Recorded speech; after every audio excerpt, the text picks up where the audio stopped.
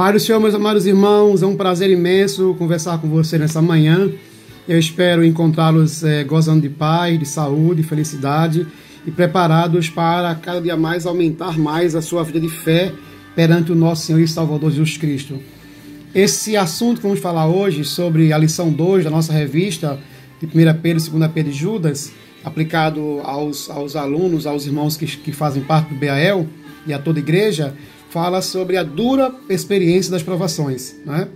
E esse assunto é muito pertinente, muito necessário para que possamos passar para os irmãos o que é verdadeiramente o Evangelho de Cristo Jesus, né?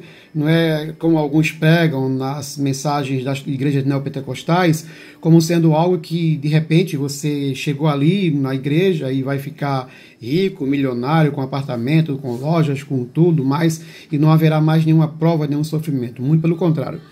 O verdadeiro evangelho, ele passa por momentos de dificuldades, né? O verdadeiro cristão, ele passa por momentos de dificuldades. Porém, sabendo que, apesar das dificuldades, o próprio Senhor Jesus Cristo se encarregará de abençoá-lo, de protegê-lo, né? E de dar a ele a segurança da alegria da sua salvação. Então, qual os pontos necessários para que nós possamos aplicar bem para os nossos alunos, né? Primeiro, saber o motivo da escrita dessa carta.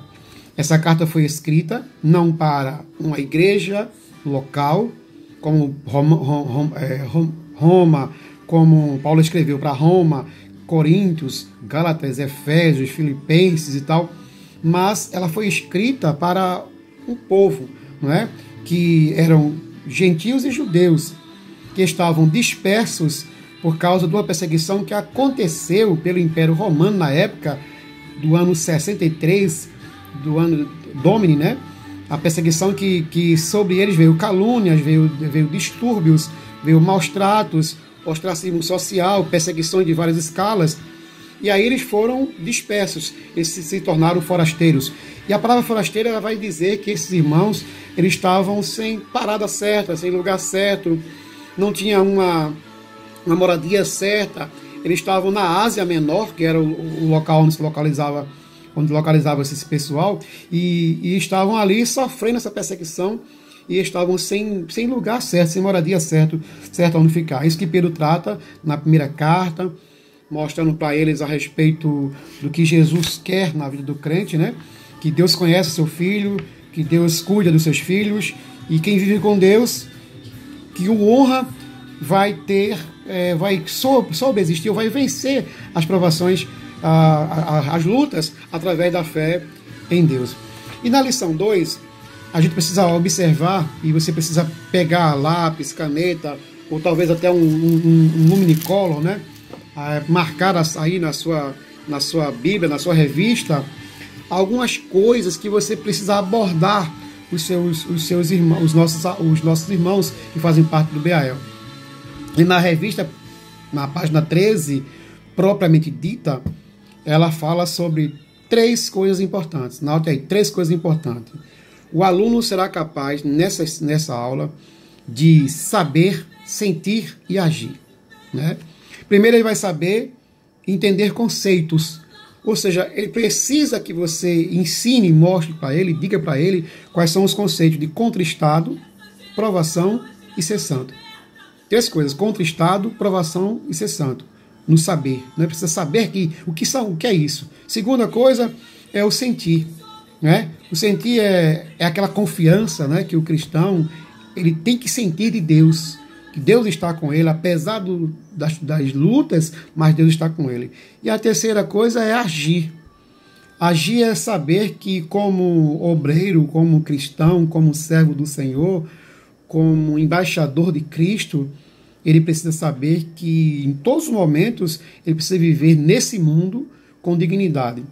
Viver uma vida digna a despeito ou apesar das circunstâncias. Ok? Então esse basicamente é o assunto geral dessa lição 2. Porém ela se detalha em várias maneiras, né? Em várias maneiras que Pedro vai tratar sobre sofrimento, sobre momentos de dificuldade, porque o próprio Pedro aprendeu isso na sua vida cristã. Ele aprendeu isso com Cristo, né? ele andou com Cristo, ele viu o sofrimento de Cristo, ele viu as lutas de Cristo, ele viu a morte de Cristo, ele viu a ressurreição de Cristo, ele viu a alegria de Cristo, ele viu os milagres de Cristo, ele andou com Cristo, ele estava ao lado de Cristo. Então, como pregamos outro dia, Pedro seria um dos maiores advogados de Jesus, porque Pedro, ele entendia, ele conhecia, ele tinha intimidade, ele tinha proximidade com Jesus, e ele muito podia falar sobre isso por causa dessa intimidade, desse conhecimento que tinha de Jesus. Então isso é bom abordar, é bom falar para os irmãos a respeito dessa condição de Pedro, esse Pedro, que a nossa revista vai tratá-lo como alguém que foi transformado.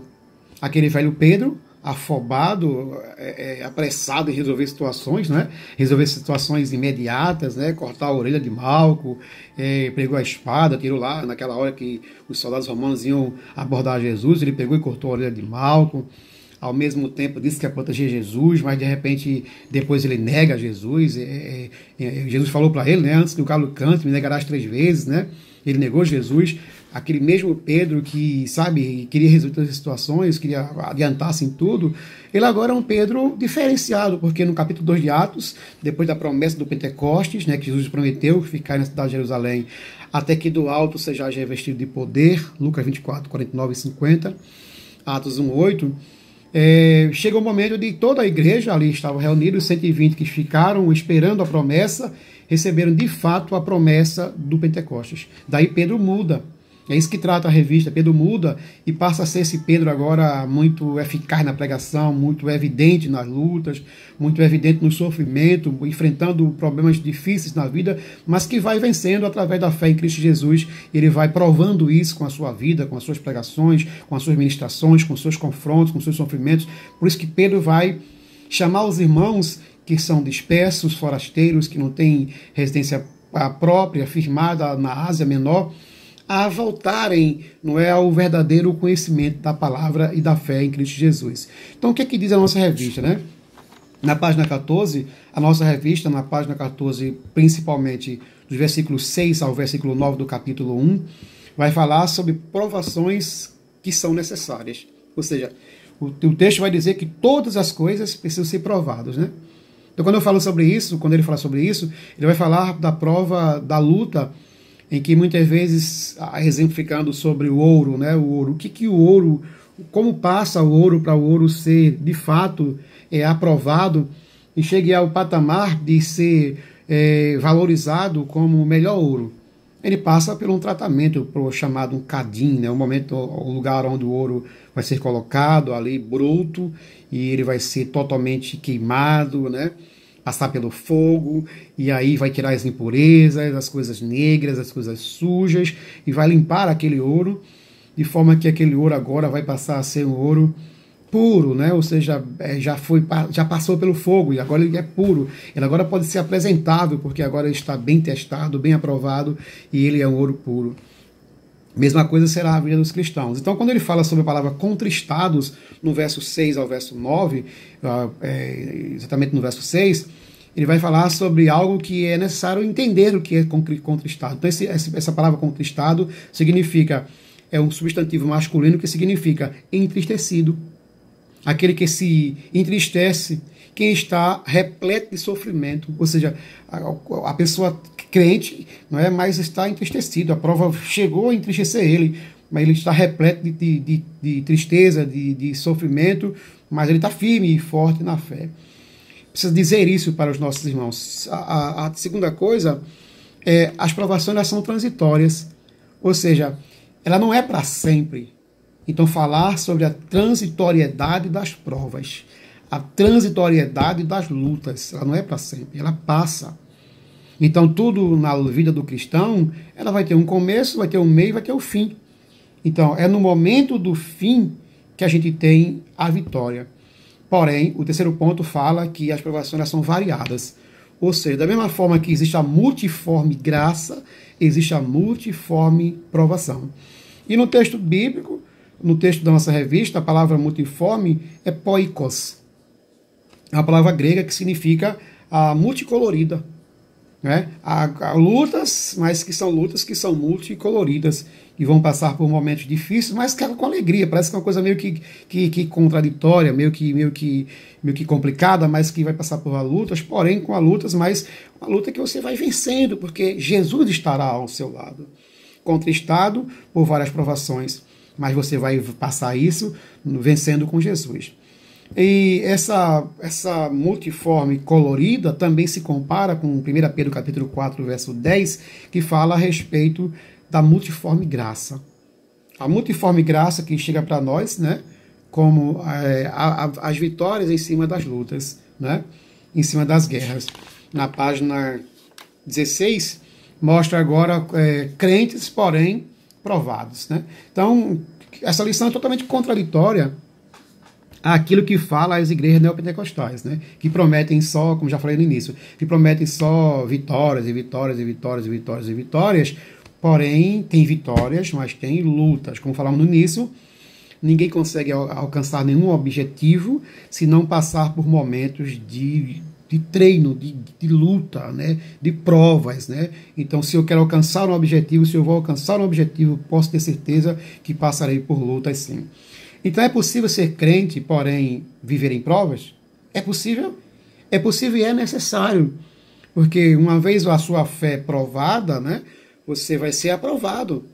Então, isso é um teste para validar no ponto 1 da nossa lição, nossa lição, do ponto 2, número 1, um teste para validar a vossa fé, a nossa fé.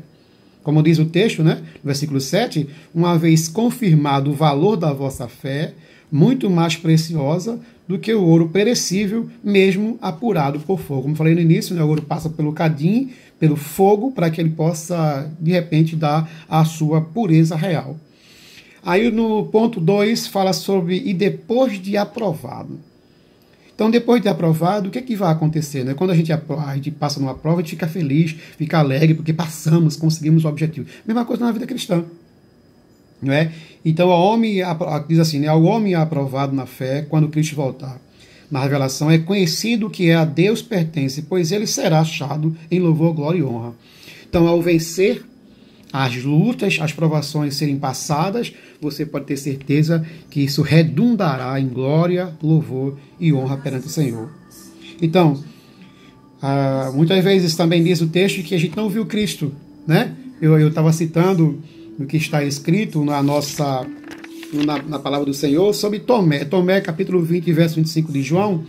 Tomé, ele não acredita piamente na ressurreição de Jesus, porque ele estava ausente na hora que os discípulos se reuniram, e aí ele só acredita se eu ver, se eu tocar nas feridas dele, né? E aí Jesus aparece para ele e diz assim, mas bem-aventurados são aqueles que não viram e creram. É o nosso caso, né? Então, quando nós estamos vivendo essa vida de prova, mas crendo em Jesus, nós podemos ter certeza que nós somos esses bem-aventurados, né? Que iremos ver. Então, depois de aprovado, né? Veremos a glória do Senhor.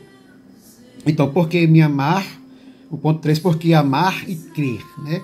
Amar a Deus sobre todas as coisas e crer na sua existência. Crer que ele existe, como diz Hebreus capítulo 11, verso 6, né? Que quando nós temos fé em Deus, sabemos que temos fé em Deus porque a nossa fé é porque sabemos que há um Deus galardoador, né? Hebreus capítulo 11, verso verso 6, né? Que fala sobre a fé, aquilo que nós cremos na fé, e a fé nos traz o galardão, a certeza absoluta da nossa vitória. Agora, o terceiro ponto, na página 17, lá no final, fala de no mundo, porém santos.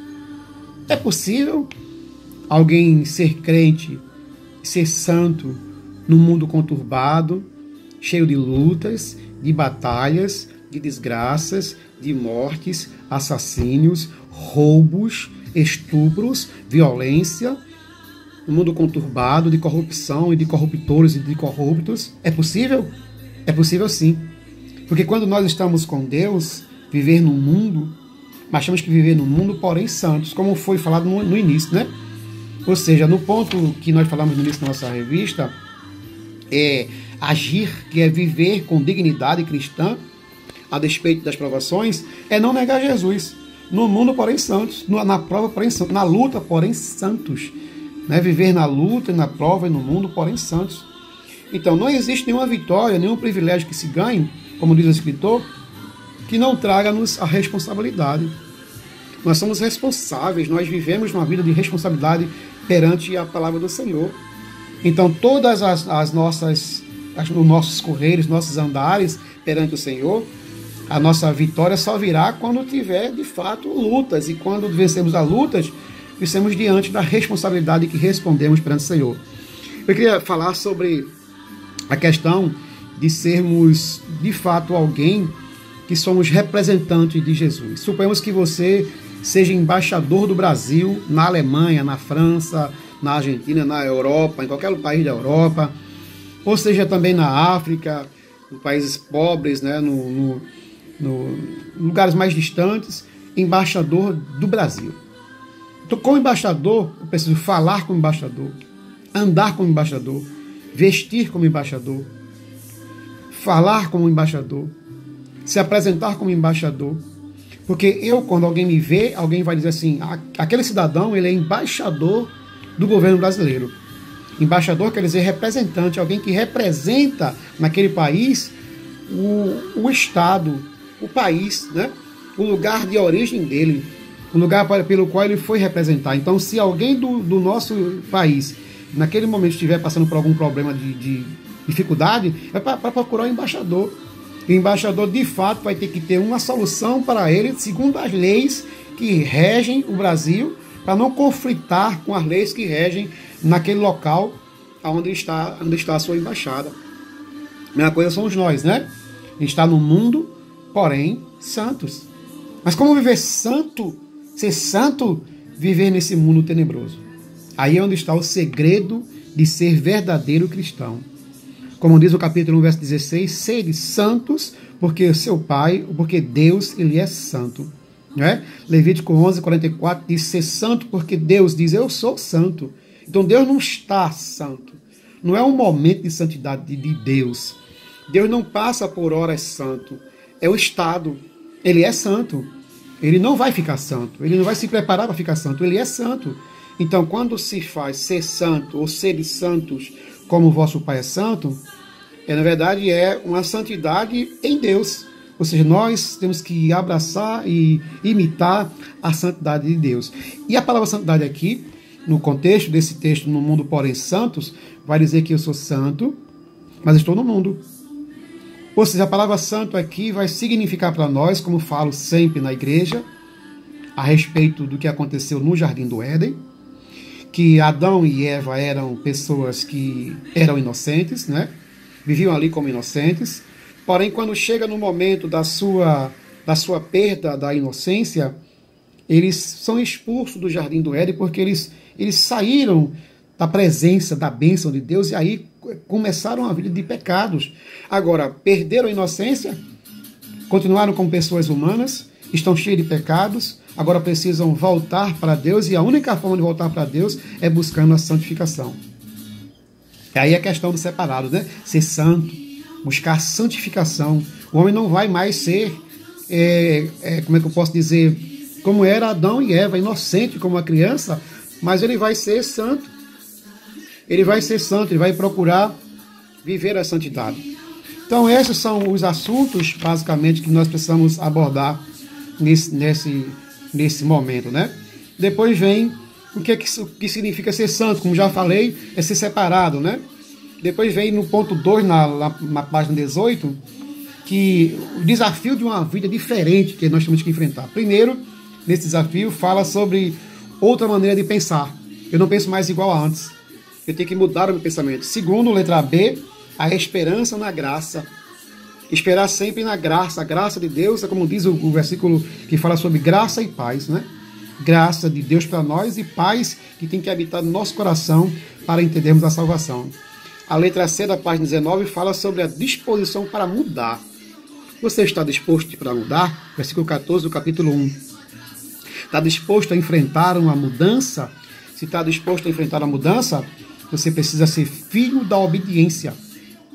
né? Então esse filho da obediência caracteriza-se por uma vida de sujeição a Deus, sujeitados a Deus, resistir ao diabo e ele fugirá de vós.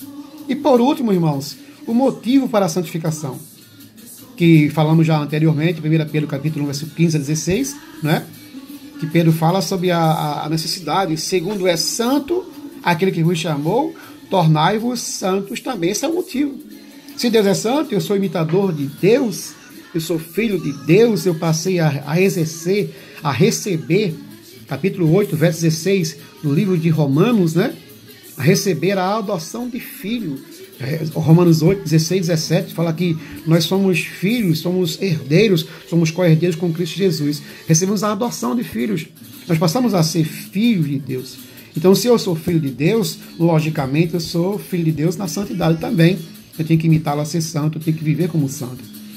Então, esse é o nosso viver, o nosso procedimento. Eu tenho que proceder neste mundo como alguém que é santo. Concluo dizendo aos irmãos que é muito importante pensar sobre esse assunto, analisar cada texto, passar para os irmãos aquilo que você entendeu, explicar da forma que vocês estão ouvindo que eu estou falando aqui, explicando para vocês, porque essa é a ideia da igreja, é o pensamento da igreja.